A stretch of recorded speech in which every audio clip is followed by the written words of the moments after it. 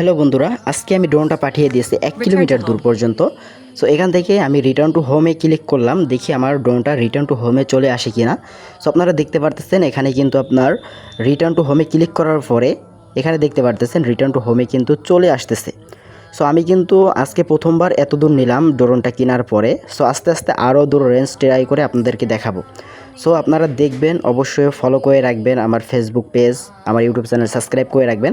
তাহলে নিত্য নতুন ডিজাই মিনি টু এসি ড্রোনের বিভিন্ন প্রসেসগুলো আপনারা জানতে পারবেন, কিভাবে ফ্লাই করতে হয়, কিভাবে উড়াতে হয়, এগুলো সব কিছু আপনারা আস্তে আস্তে ধীরে ধীরে জানতে পারবেন।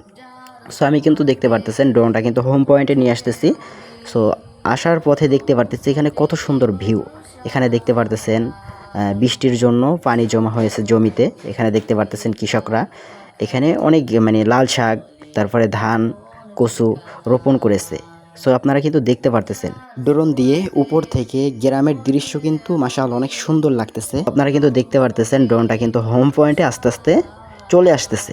সো এখানে দেখতে পারতেছেন আর 200 মিটার দূরত্বে আছে আমার থেকে, আর 91 মিটার উপরে আছে, উচ্চতায় আর কি রয়েছে।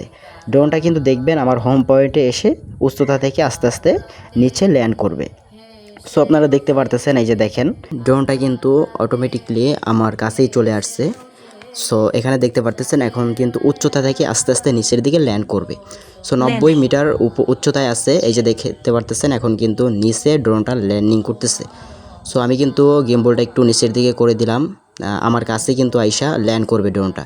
সো এরকম ড্রোনের আপডেট ভিডিও পেতে অবশ্যই আমার চ্যানেলটি সাবস্ক্রাইব করে রাখবেন এবং কি আমার ফেসবুক পেজটাকে ফলো করে রাখবেন। সো আজকের ভিডিওটা এই পর্যন্তই। যাদের ভিডিওটা ভালো লাগছে অবশ্যই ভিডিওতে একটি লাইক, একটি কমেন্ট, একটি শেয়ার করে পাশে থাকবেন। ইনশাআল্লাহ নিত্য নতুন ড্রোন সম্পর্কে ভিডিও দেওয়ার চেষ্টা করব।